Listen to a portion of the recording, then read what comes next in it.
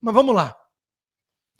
A atuação conjunta das bancadas conservadoras anima a oposição e preocupa Lula. Pelo menos isso. Pelo menos uma boa notícia nesse país largado às traças, ou melhor, dominado por bandidos comunistas.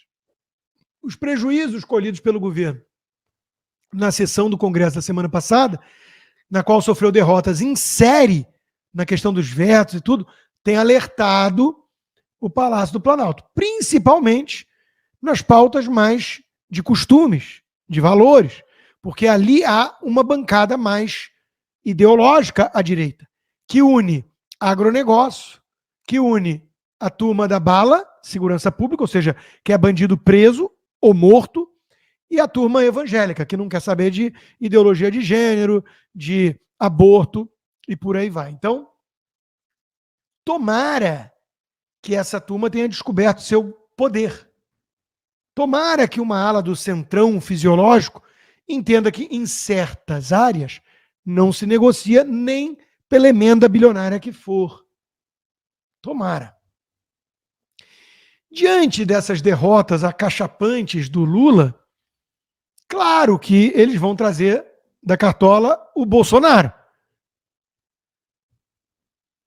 O Lindinho tuitou: urgente, Polícia Federal acaba de concluir investigações e deve abrir processos contra Bolsonaro em relação a joias e vacinas. Olha, em se tratando do Brasil, tudo é possível, né? Porque tornaram o Bolsonaro inelegível com base em nada. Para prendê-lo com base em nada não custa. Se quase fizeram isso nos Estados Unidos com Trump, imagina no Brasil, terra sem lei. Né? Aí vem o PIB, 0,8% de crescimento. Quando eu olhei isso, eu falei, vamos ver a abertura e tudo mais. Tá, cresceu pouco, um pouquinho acima do que a média ali esperava, mas pouco. É o IBGE, petista, que hoje em dia tem lá os malabarismos. Mas a agricultura puxou, comércio pouco, consumo das famílias também em alta. Aí você fala assim, sustentável? Não parece muito, não. E quando você vai ver a taxa de investimento, menos de 17% do PIB, caindo, isso é preocupante, porque isso diz respeito à sustentabilidade do crescimento. PIB crescendo só com estímulo de consumo das famílias é que nem você subir puxando o suspensório. Tem uma hora que não vai. Não é voo de águia. É voo de galinha. Baixa altitude e barulhento. Para ser voo de águia tem que ter investimento em capital fixo. Formação bruta de capital fixo, como eles chamam.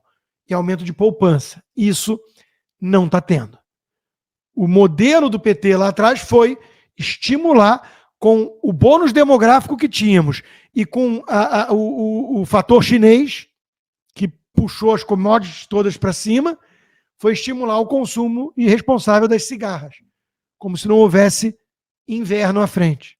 Quando chegou o inverno, quando a maré baixou, estava todo mundo com o bumbum de fora. Tem várias metáforas. Escolha a sua preferida. O Lula está comemorando, claro. Rumo certo, diz o Lula. Se você quer acreditar que isso é o rumo certo, boa sorte. Eu estou aqui desde o primeiro dia de governo, dizendo que com essa turma, com essa equipe, com esse plano de voo, vai tudo dar errado. E vai. E vai. Então, você pode acreditar na Miriam Leitão, a passapanista mor. PIB cresceu 0,8%, acertaram os mais otimistas. E no Piperno, ótimo resultado. Grande economista, com as suas falácias pipérnicas, ótimo resultado. Eu olho para essa gente toda e lembro só de uma passagem de um filme hilário. Meet the Fockers. Entrando numa Fria 2, que o Jack Nicholson, que é um paspalho como pessoa, vimos recentemente um espetáculo medonho dele, o pior papel que ele já escolheu na vida representar, né, na frente do tribunal que condenou o Trump, mas ele é um baita... O Jack Nicholson não, Robert De Niro, desculpa. É porque o nome dele é Jack, o personagem. Eu misturei tudo. Ele é um baita ator. E o Jack, CIA, não sei o quê, olha na casa do Dustin Hoffman com a Barbara Streisand, que são os pais do Fokker, o quarto do menino Fokker, Gaylord Fokker, e olha assim, 8º lugar na corrida da escola. Alguma coisa assim. Vocês celebram a mediocridade. Claro que ele é o vilão do filme, porque é um filme progressista, né? Mas eu lembrei disso quando eu vi a Miriam Leitão hoje. Celebrando mediocridade, porque precisa agradar o chefinho. As previsões mais recentes estavam entre 0,5 e 0,9, deu 0,8, ou seja, ali no mais alto. Né, nos mais otimistas.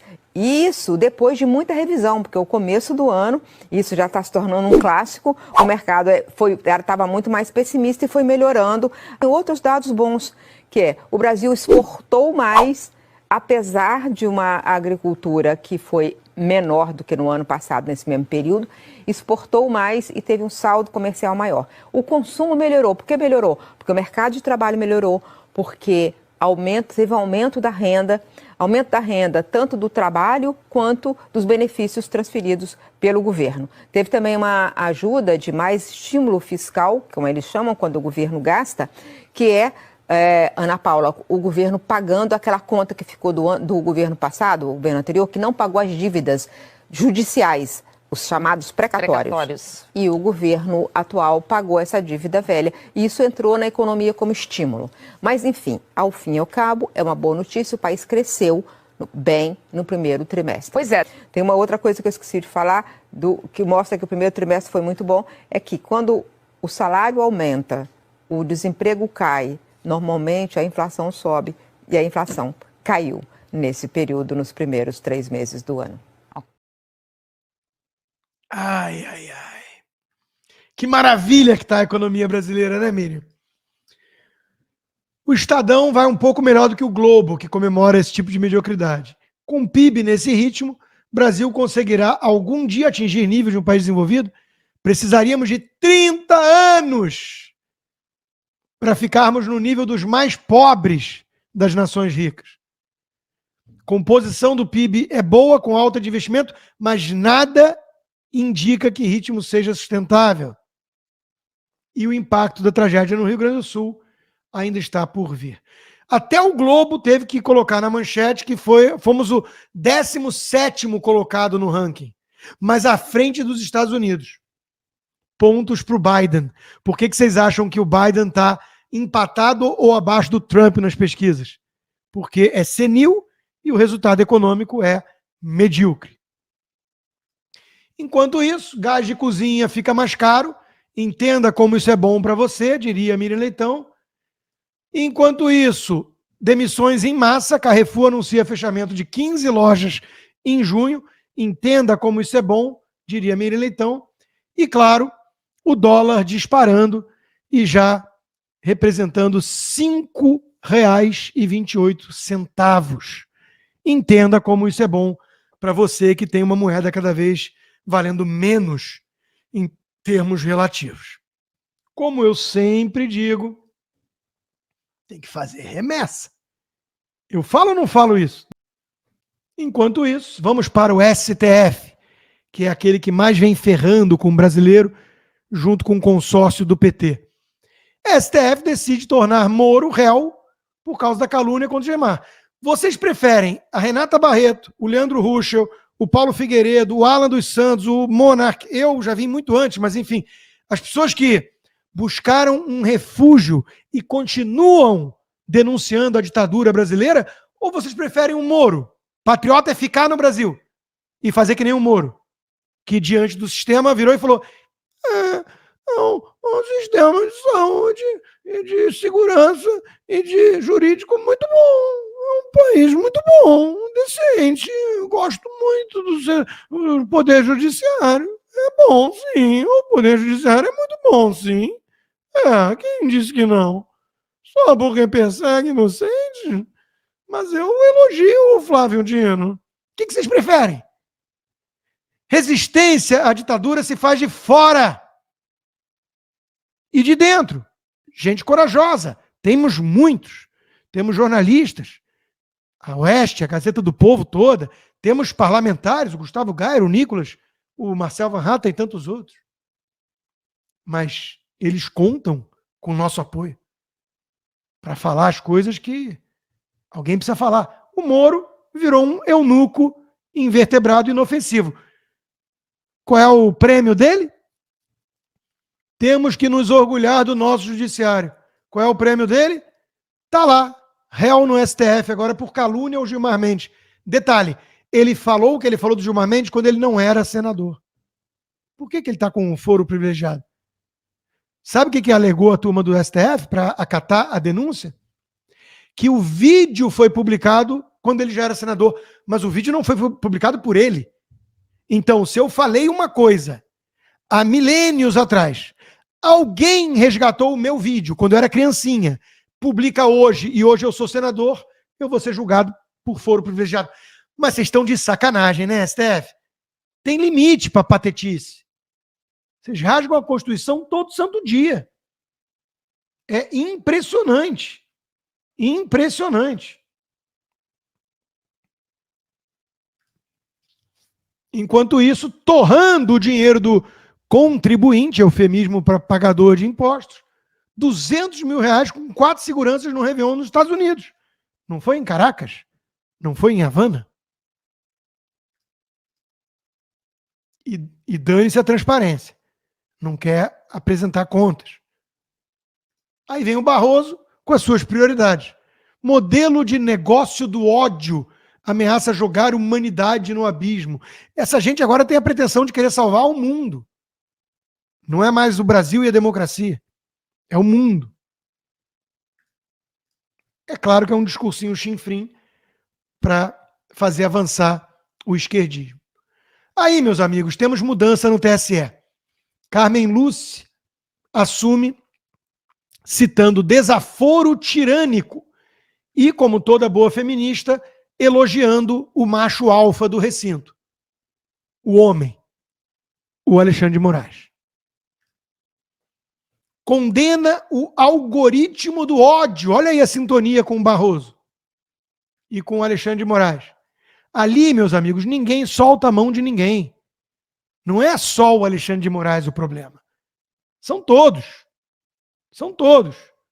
Então, está circulando hoje a nova ministra do TSE.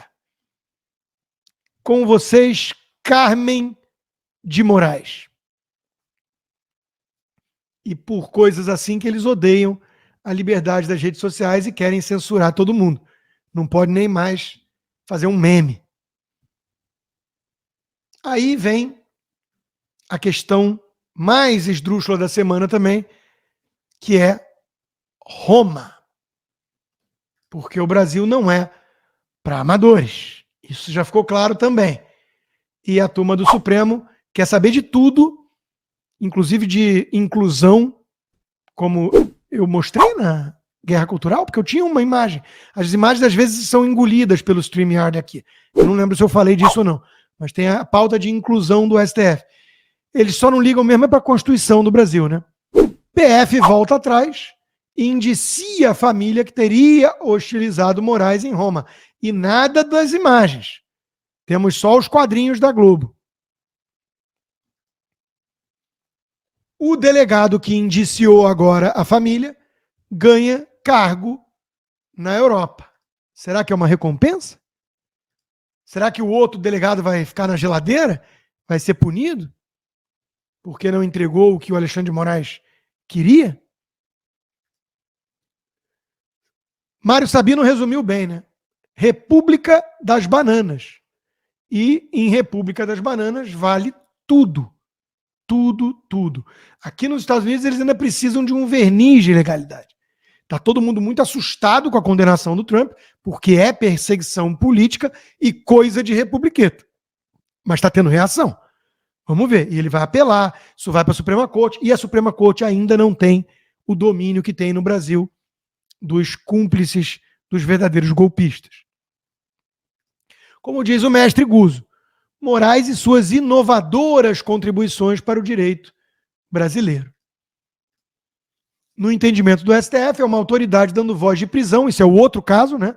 É o caso da prisão de quem estava ameaçando o Estado de Direito e a democracia, ao fazer ameaças a ele, Moraes.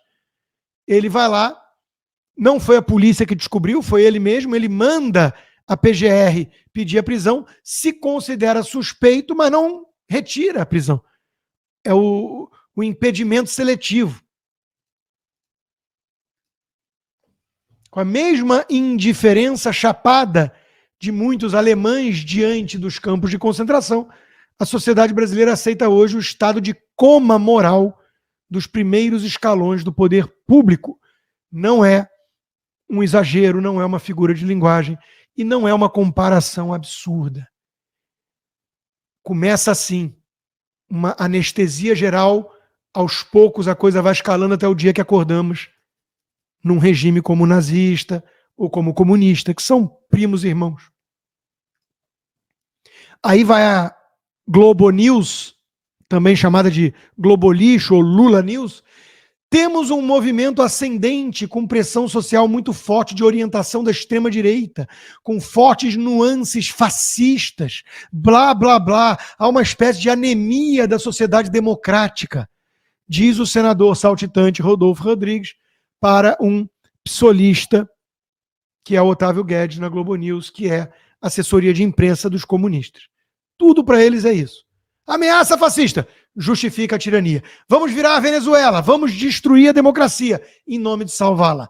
Vamos combater a ameaça da turma do ódio, da milícia digital e blá blá blá. Com milícia digital, com gabinete do ódio e por aí vai. De vez em quando aparece uma coisa alvissareira no radar, como o leitor da Folha, que sempre erra, falando algo que presta. Quem centraliza poderes em uma pessoa chama-se ditadura, diz o leitor da Folha sobre Moraes no TSE. Esse leitor está aprendendo uma coisa ou outra.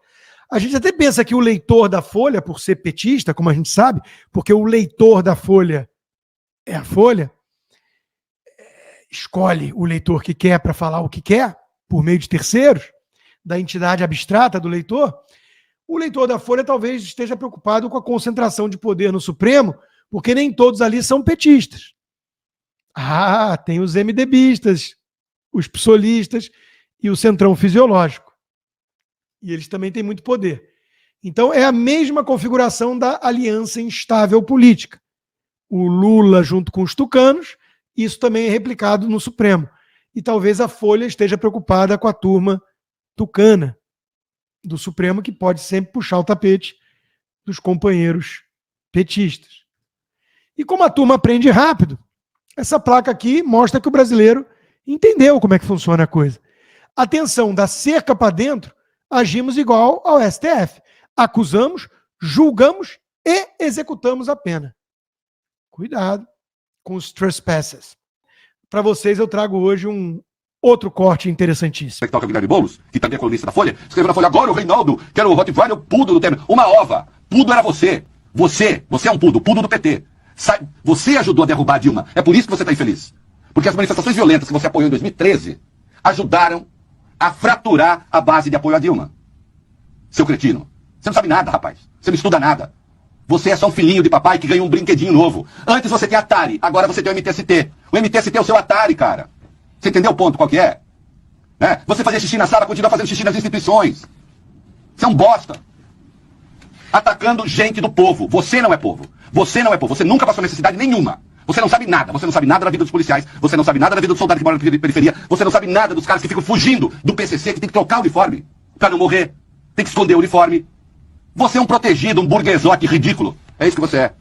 Entendeu? Muitas vezes me criticam. É muito engraçado, né? Você sabe que me criticam também, às vezes? Te criticam? Conservadores? Eu não entendo por quê. Mas não, porque eu imagino, para o público de direita, eu sou um radical, extremista, invasor de terra, comunista, que vou tomar a casa deles. Você não vai fazer nada disso? Por enquanto não. Edita isso, por favor. Repete. É só dizer não. Não falei, definitivamente. Não está nos meus planos. Você é um bosta. É isso que você é. Entendeu? Outro dia, esse delinquente intelectual que é o Guilherme Boulos, que também é colunista da Folha, escreveu na Folha agora. Ups! Saiu agora, último minuto, Arthur Lira pauta urgência de projeto do PT que proíbe delações premiadas de presos. Veja. O presidente da Câmara dos Deputados, Arthur Lira, do PP, colocou em pauta hoje um requerimento de urgência para um projeto de lei que criminaliza a divulgação do conteúdo de delações premiadas e proíbe a homologação desses acordos enquanto a pessoa estiver detida. Essa proposta surge como resposta à Operação Lava Jato. Embora o uso desse expediente ainda persista, como no caso da delação premiada do ex-ajudante de ordens do ex-presidente Jair Bolsonaro, do PL, o coronel Mauro Cid, que fez um acordo enquanto estava preso. O projeto foi originalmente apresentado em 2016 pelo então deputado Valdir Damos, do PT, atual secretário nacional do Consumidor do Ministério da Justiça e Segurança Pública. Caso o requerimento de urgência seja aprovado, o projeto poderá ser analisado diretamente no plenário da Câmara, sem a necessidade de passar pelas comissões, onde enfrentou dificuldades anteriormente. Em 2016, quando o projeto foi apresentado, a Comissão de Segurança Pública emitiu parecer contrário à proposta. Desde então, o texto permanece parado na Comissão de Constituição e Justiça, CCJ. Além disso, a pauta do plenário da Câmara inclui outros projetos de lei, como a anistia de dívidas rurais no Rio Grande do Sul, a criação do Cadastro Nacional de Pessoas Condenadas por Violência contra a Mulher e a tipificação do ataque a escolas como crime hediondo.